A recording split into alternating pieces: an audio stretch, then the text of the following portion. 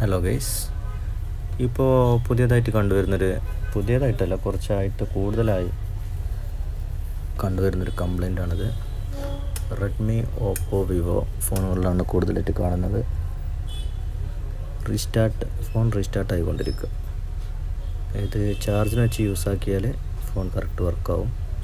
Charger remove ആക്കി കഴിഞ്ഞാൽ just photo അല്ലെങ്കിൽ ഫ്ലാഷൊക്കെ ഓൺ ചെയ്താൽ റീസ്റ്റാർട്ട് ആകുന്നൊരു ഇഷ്യൂ. ഇത്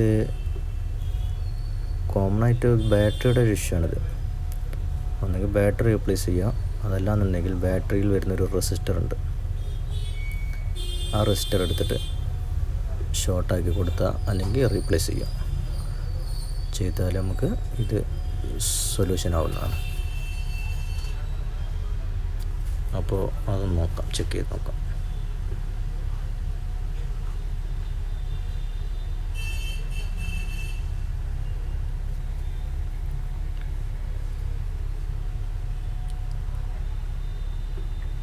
ഇതാണ് ബാറ്ററിയുടെ BMS സ്ട്രിപ്പ്.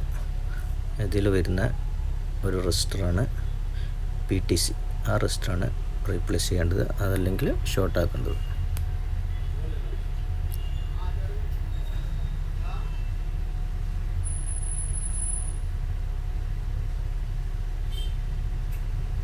ഇതാണ് ആ റെസിസ്റ്റർ.